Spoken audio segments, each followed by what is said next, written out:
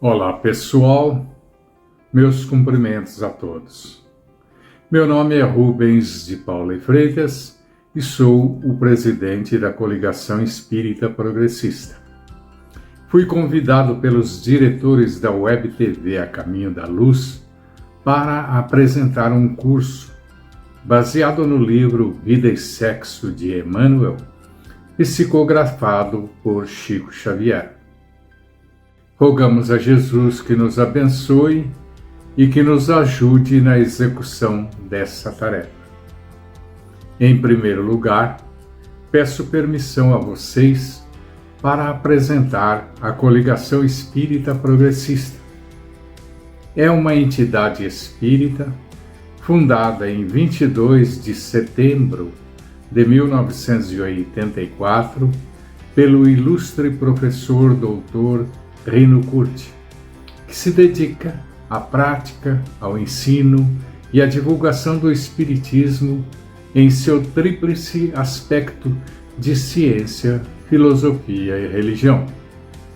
Todas as suas atividades se baseiam nas obras de Kardec e de complementações trazidas por outros espíritos, especialmente aquelas obtidas através de Francisco Cândido Xavier.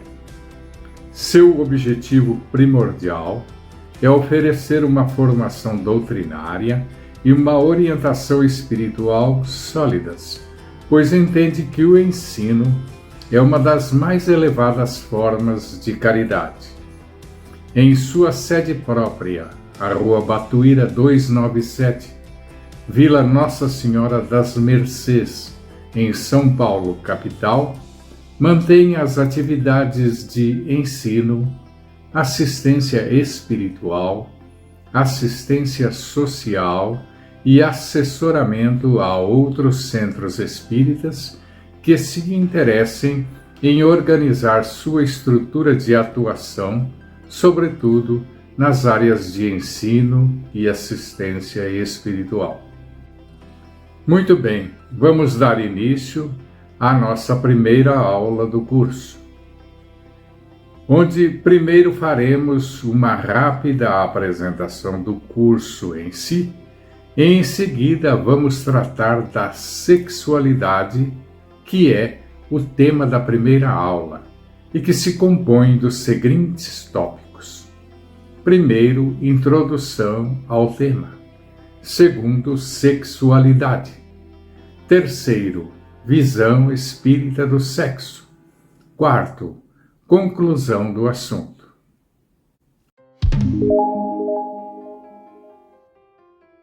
O problema do sexo sempre despertou grande interesse, embora no passado, devido a concepções obsoletas, foi tratado como tabu e seu estudo vetado de maneira sistemática, o que ocasionou e continua ocasionando graves consequências para a humanidade. Qualquer assunto relacionado ao sexo, quando divulgado, atrai o interesse geral. Por isso é largamente utilizado pelos meios de comunicação para atrair a atenção, mesmo para assuntos sem qualquer ligação explícita com ele. Isso pode ser confirmado observando-se os muitos apelos da propaganda veiculados pelos mais diversos meios de comunicação. Filmes, novelas, espetáculos, revistas, livros e reportagens ligadas ao sexo são muito procurados e despertam grande interesse. É uma questão que envolve toda a vida na Terra. Por isso, já foi objeto de estudo de vários intelectuais terrenos, filósofos, cientistas, religiosos, etc. Cada um desses grandes missionários analisou o assunto segundo a sua área de atuação, seus conhecimentos e suas convicções. Todos trouxeram grandes e inestimáveis contribuições para o crescimento da sabedoria humana. O sexo continua sendo um tema pouco conhecido, a desafiar as mentes mais lúcidas e esclarecidas, porque os estudiosos muitas vezes analisam o assunto unilateralmente, apenas do lado físico, ignorando-se sistematicamente a existência do espírito. O principal responsável pela ignorância acerca do sexo, sem dúvida, é o dogmatismo, que sustenta uma concepção ultrapassada que atribui certas faculdades exclusivamente ao corpo e outras apenas à alma. Para o dogmatismo, o sexo é considerado no âmbito das sensações, pertencente ao corpo e não à alma. Considerado como algo exclusivamente material, governado pelas leis físicas, entendem-se como corretas e plausíveis certas expressões vulgares como uma espécie de fome que deve ser saciada. A carne é fraca e os órgãos se fortalecem com o uso.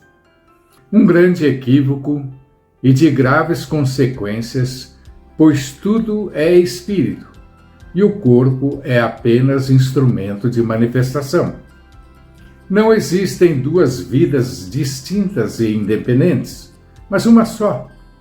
Há do espírito, que se desenvolve, ora no plano material, ora no plano espiritual. O corpo é comandado pelo espírito através do pensamento. Tudo o que ocorre ao corpo se origina no espírito. As leis da vida se originam das leis que governam o espírito. A sede real do sexo não se encontra no corpo físico, mas na entidade espiritual em sua estrutura complexa.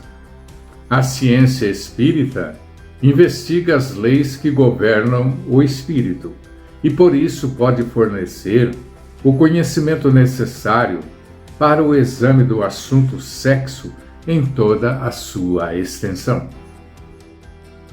Com este trabalho, não temos a pretensão de abordar o tema em sua totalidade. Ficamos adstritos apenas a alguns aspectos do conhecimento científico e filosófico do assunto, entrosados e compatibilizados com a revelação espírita. Com base no livro Vida e Sexo de Emmanuel, procuraremos elucidar, à luz da doutrina espírita, em linguagem simples e comum, os principais assuntos relacionados ao sexo e suas implicações nos relacionamentos humanos. Esperamos que os conceitos e considerações aqui colocados possibilitem o conhecimento do que é o sexo, quais as leis que o governam, qual a conduta correta que devemos assumir perante ele, pois é um assunto que diz respeito a todos os seres humanos, indistintamente. Segundo as revelações de André Luiz, em seu livro No Mundo Maior, capítulo 11, a ignorância com respeito à conduta sexual é uma das maiores causas dos desequilíbrios humanos. Revela ainda que milhões de pessoas são diariamente aniquiladas pelas angústias do sexo e que o desconhecimento desse assunto acaba por escravizar milhões de criaturas em todos os recantos do planeta.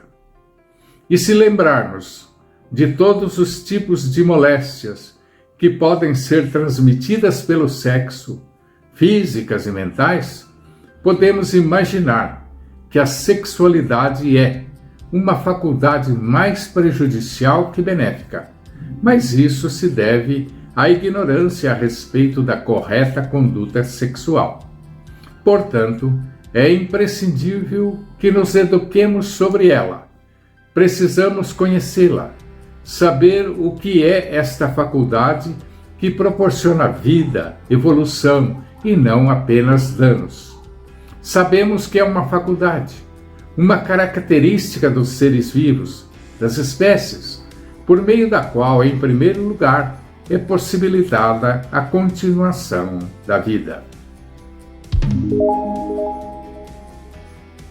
Sexualidade é um aspecto do ser humano que abrange o sexo, as identidades e os papéis de gênero, orientação sexual, erotismo, prazer, intimidade e reprodução. A sexualidade é experimentada e expressada nos pensamentos, nas fantasias, nos desejos, na opinião, nas atitudes, nos valores, nos comportamentos, nas práticas, nos papéis e nos relacionamentos. Resumindo, é o modo de como você sente a atividade sexual e o tipo de gênero que você prefere.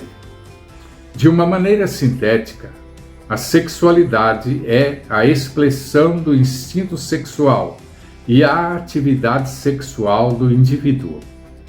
Segundo André Luiz, no Mundo Maior, capítulo 11, o sexo como faculdade não está localizado no corpo carnal, mas no espírito, em sua sublime organização.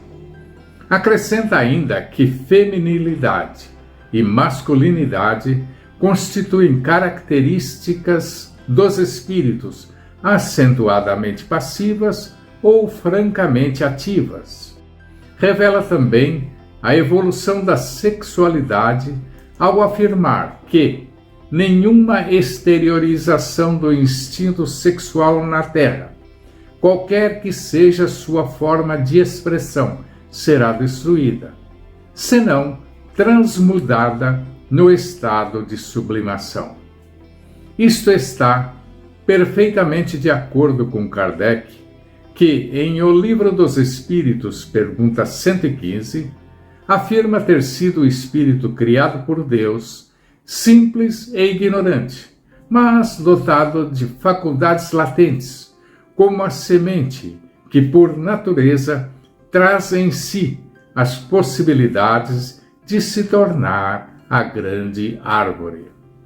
A evolução do espírito é feita nos vários reinos da natureza: mineral, vegetal, animal, hominal e ultra-hominal. No reino animal, desenvolve os instintos, que no hominal se transformam em qualidades pela sublimação dos mesmos e, paulatinamente, vai conquistando a inteligência, os sentimentos, a racionalidade, o amor, para ter acesso ao reino ultra-hominal. Nas fases primitivas de desenvolvimento, os homens herdam a sexualidade instintiva dos animais. Inicialmente, a sexualidade primitiva se caracteriza pela posse, levando em consideração apenas a satisfação da sede sexual. Entretanto, com o correr do tempo e através das experiências continuamente repetidas, o homem primitivo desenvolve as noções de responsabilidade e direito, descortinando a lei de ação e reação que lhe impõe a necessidade de respeitar aos outros para que não seja desrespeitado ou expoliado em suas posses. Por outro lado, a paternidade, a maternidade, o convívio em sociedade proporcionam-lhe as condições de desenvolvimento dos sentimentos, que pouco a pouco lhe possibilitam a edificação de valores morais. Diz André Luiz, ainda em No Mundo Maior, capítulo 11, que compreendemos destarte que na variação de nossas experiências adquirimos gradativamente qualidades divinas, como sejam a energia e a ternura, a fortaleza e a humildade, o poder e a delicadeza, a inteligência e o sentimento, a iniciativa e a intuição, a sabedoria e o amor, até lograrmos o supremo equilíbrio em Deus. Em nossos dias, com o avanço do conhecimento científico, são muito difundidas as prevenções contra os males da ignorância quanto à conduta sexual, recomendando-se a prática do sexo seguro, a prevenção mediante a adoção de meios e recursos contraceptivos. Todavia, são medidas incompletas, que se de um lado previnem mais contra os males físicos, alguns aliás irreparáveis, por outro lado, é praticamente uma liberação da promiscuidade. Devido ao desconhecimento do espírito, as recomendações científicas não previnem os males espirituais, aqueles que afetam o ser eterno. Antes de qualquer providência de ordem preventiva, há que se evitar a promiscuidade. Os mentores espirituais, de uma maneira geral, informam que a realização plena do ser humano somente acontece com pessoa afim. Afinidade, que geralmente se estabelece por meio de experiências conjuntas, em várias reencarnações, companheiro ou companheira, pertencente a um grupo familiar pré-existente, e com os compromissos já efetuados no plano espiritual. Parentes, cônjuges, filhos, ou seja, o grupo de afinidade. Essa realização efetuada, através de tarefas programadas e com compromissos sempre destinados ao aperfeiçoamento e ao bem de todo o grupo, familiares e sociais?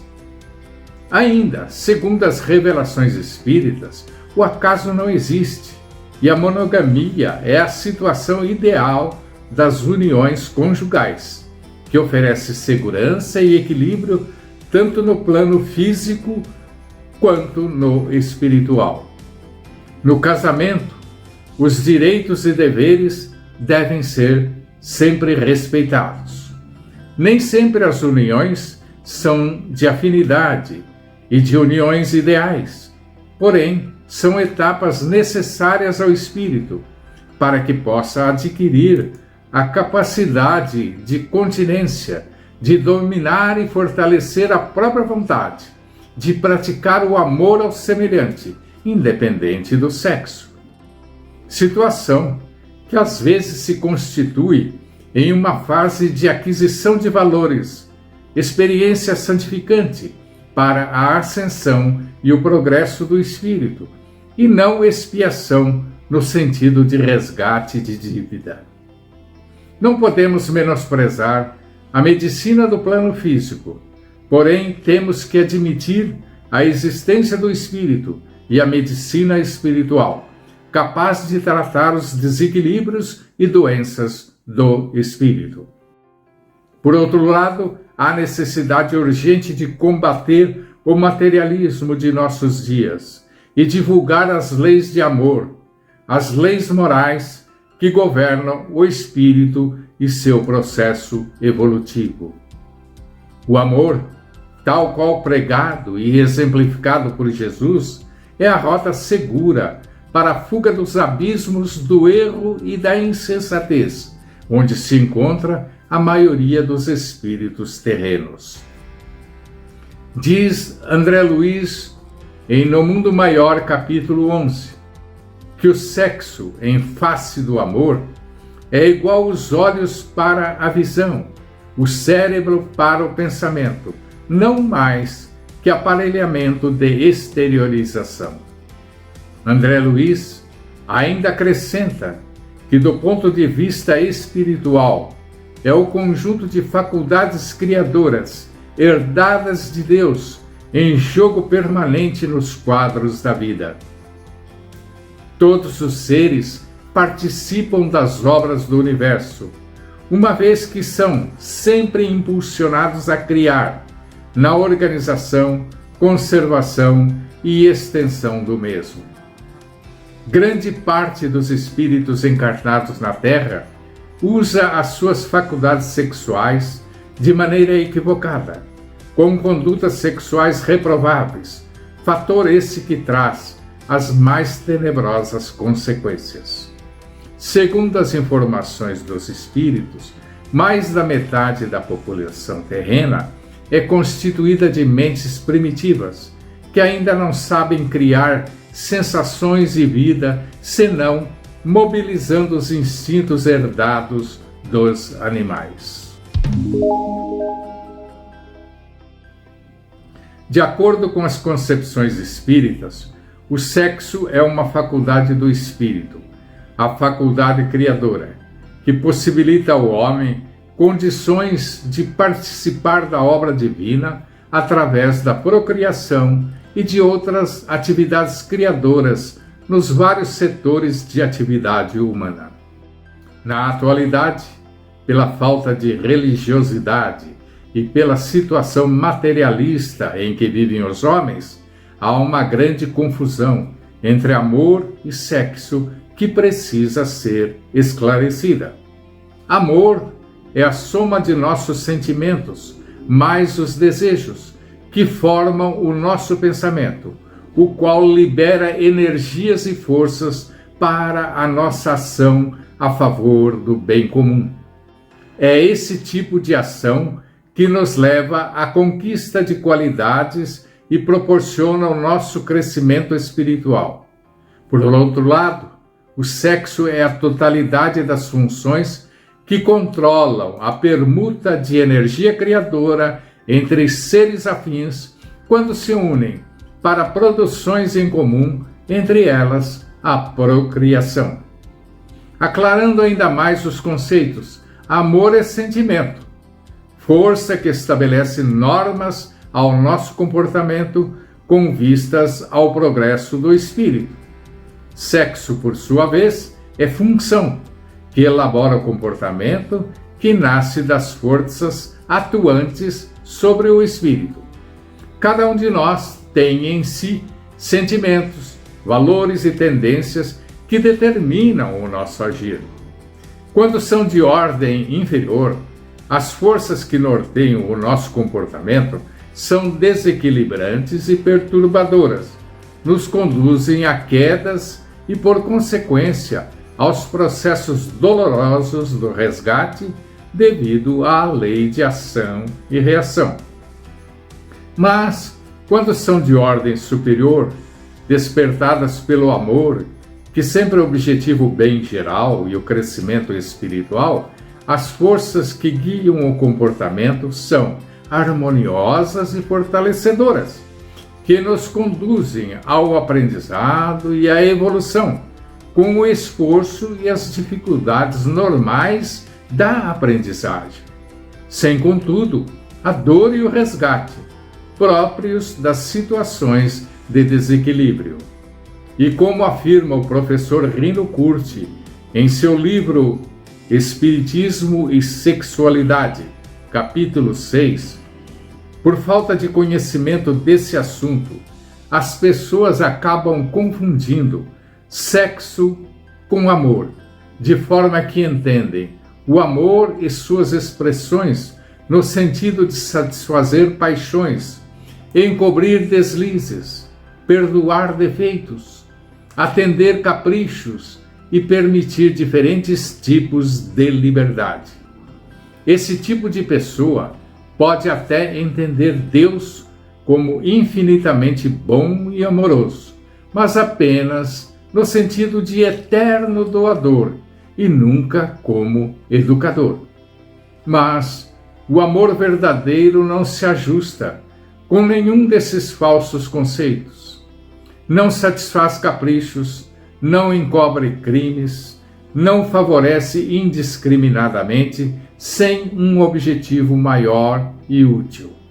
O verdadeiro amor é aquele que permuta valores com o semelhante, com vistas ao objetivo maior dos espíritos, a evolução e o progresso espiritual. E isso implica disciplina, aplicação, esforço, trabalho, luta, paz e harmonia com os semelhantes, reconhecendo os direitos alheios. Resumindo, o amor prega a lei áurea, deixada por Jesus: não fazer aos outros o que não desejamos para nós. A finalidade da vida na Terra é a evolução do espírito em sabedoria e amor até o limite das possibilidades da fase humana. Nessa trajetória, em busca da evolução, o espírito reencarna ora como homem, ora como mulher, com a finalidade de desenvolver as qualidades ativas próprias do sexo masculino e as passivas do sexo feminino. O sexo, como função criadora, proporciona condições à reencarnação, à formação da família, à construção do lar. Além disso, comparece também nas uniões espirituais que buscam outros objetivos. Quando encarnados, recebemos de Deus todos os recursos e os meios para o nosso desenvolvimento espiritual.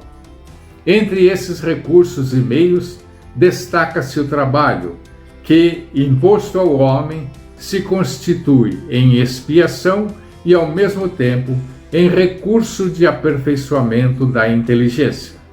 No universo, todas as criaturas trabalham para atenderem suas necessidades, e nessa movimentação estão trabalhando para Deus, que tudo provê para as criaturas, através das próprias criaturas.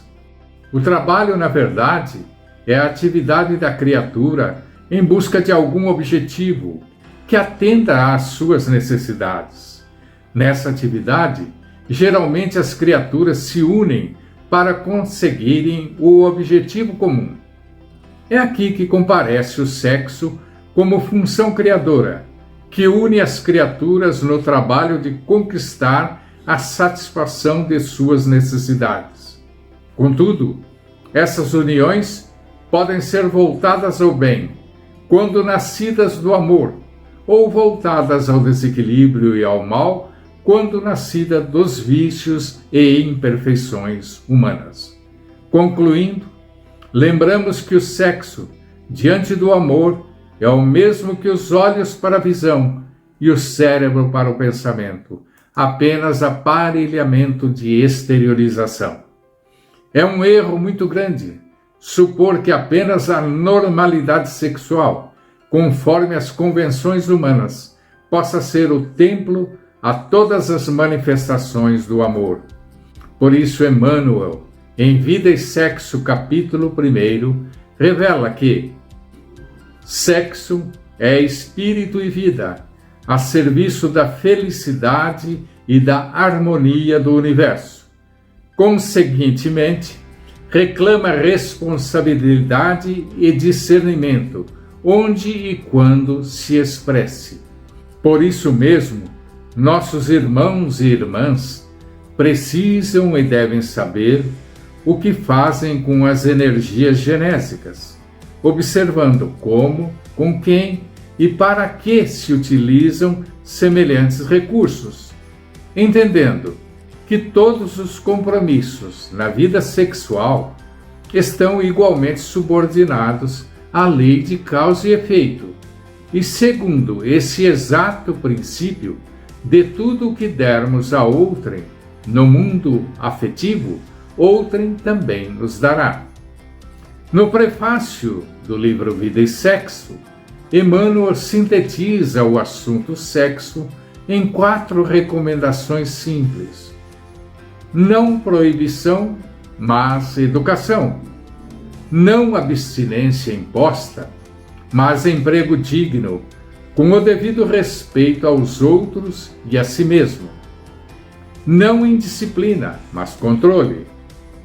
E não impulso livre, mas responsabilidade. Fora disso, é teorizar simplesmente, para depois aprender ou reaprender com a experiência. Sem isso, será enganar-nos, lutar sem proveito, sofrer e recomeçar a obra da sublimação pessoal, tantas vezes quantas se fizerem precisas, pelos mecanismos da reencarnação, porque a aplicação do sexo ante a luz do amor e da vida é assunto pertinente à consciência de cada um. Com isso encerramos o assunto de hoje. Muito obrigado a todos e até a próxima.